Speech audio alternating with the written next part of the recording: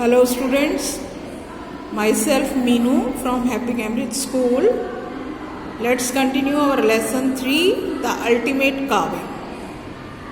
Last आपने पढ़ा था लास्ट क्लास में कि एक ओल्ड मैन है जो कि मूर्तिकार है, स्टोन मेसन है, मूर्तियाँ बनाता है, मगर उसका जो बेटा है वो काफ़ी परेशान है और वो नहीं चाहता कि वो अपना ये ट्रेडिशनल बिजनेस जो है मूर्ति बनाने का कंटिन्यू करे।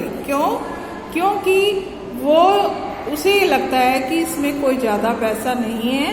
जो दूसरे मूर्तिकार हैं वो शहरों को चले गए हैं और वो ज़्यादा पैसा कमा रहे हैं ऐश रेस वगैरह ये सब बना कर, तो वो भी चाहता है कि वहाँ से चला जाए, इसलिए वो अपने पिता को छोड़कर चला जाता है। और इस समय उसके पिता जो हैं काफ़ी उदास बैठे हैं, तो उतने में ही एक उनका नौकर है जिसका नाम है सलीम, वो आ जाता है और सलीम उनको चाय देता है और वो एक इनकम्प्लीट स्टैचू के सामने बैठे हैं, तो वो कहते हैं कि पता नहीं ये कंप्लीट हो पाएगा या नहीं।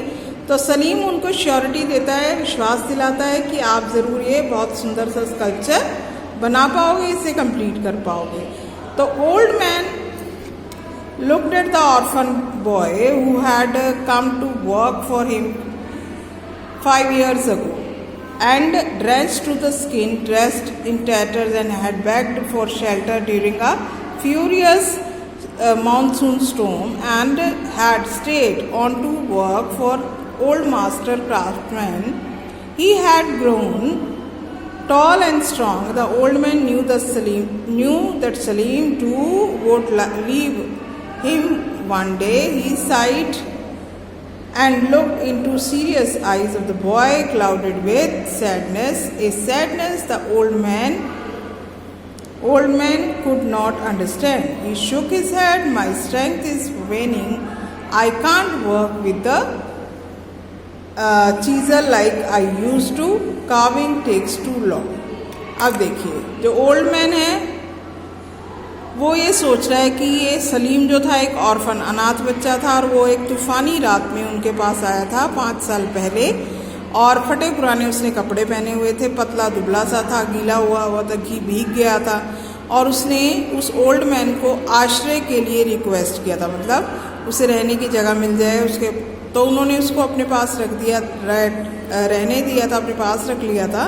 और अब वो बहुत लंबा और स्ट्रांग बन चुका था। सलीम को देखकर वो ये सोच रहे थे कि शायद ये भी मुझे किसी दिन छोड़कर चला जाएगा, और वो एक आह भरते हैं, उनके आंखों में एक उदासी है और वो कुछ समझ नहीं पा रहे हैं, अपना सिर हिलाते हैं, कहते कि मेरी जो स्ट्रेंथ है, शक्ति ख़त्म हो रही है, मैं कार्विंग नक्काशी का काम अब नहीं कर पाऊँगा ज़्यादा देर तक। तो वो क्या कहता है सलीम, येस यू विल, तो आप कर पाओगे।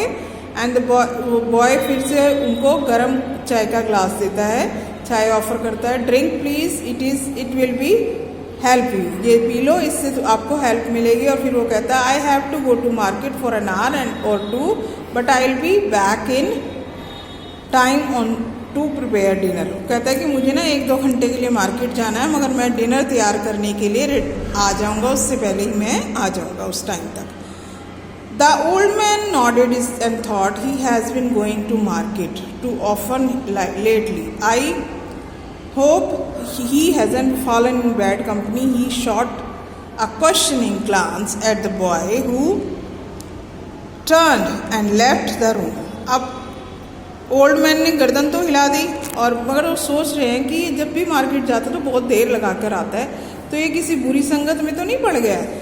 उनके नज़रों में कुछ क्वेश्चंस थे और वो फिर जो है निकल जाता है इतने में, और सलीम रूम से बाहर। The old man side and picked up the chisel and hammer, the cool metal of the tools filled him with happiness and confidence. He loved his work and didn't want to change it for anyone in the world. अब देखिए old man फिर से आह भरते हुए अपने औजारों को, जो छैनियाँ थोड़ा उसे उठाता है, वो बिल्कुल ठंडे होते हैं, उनको जब वो टच करता है तो उसको बहुत अच्छा लगता है, उसके अंदर खुशी की लहर और आ जाती है और वो कॉन्फिडेंस उसमें आ जाता है, मतलब वो एक कॉन्फिडेंट हो जाता है और फिर उसको अपना काम करना पसंद है, वो छोड़ना नहीं चाहता इसको, चाहे वो कोई भी हो, किसी के लिए भी इस संसार में ये काम अपना छोड़ना नहीं चाहता।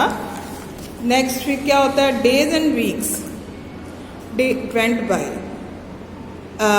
It is months since Gopal had left. The old man worked tirelessly from morning and late night on the sculpture. It was there in the stone. The strong straight shoulders of Krishna, his soft curved lips, and he could see the pointed fingers. And holding the flute delicately to his lips, his serene was internally beautiful. अब देखिए क्या था. हफ्ते गुजर जाते हैं, दिन गुजर जाते हैं, महीना हो जाता है उसके बेटे को गए हुए जिसका नाम था गोपाल.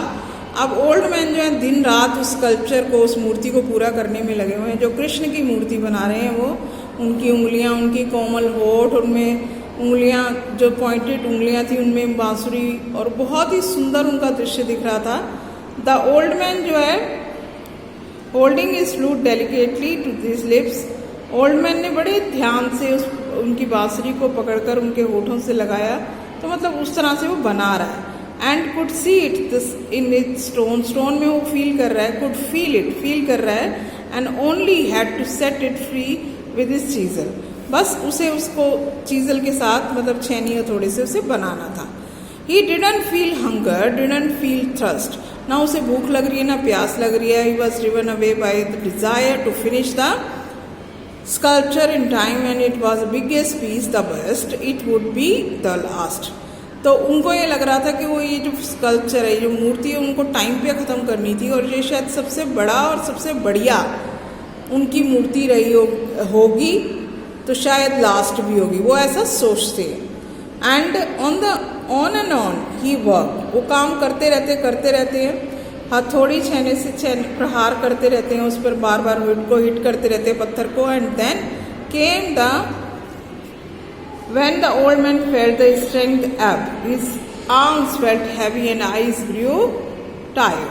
अब क्या हुआ कि वो जब लगातार काम करते करते उनकी जो शक्ति थी वो खत्म हो गई, थक गए वो, और अब उनकी बाजुएं, उनकी आंखें उनको भारी लग रही हैं, मतलब थकान के कारण.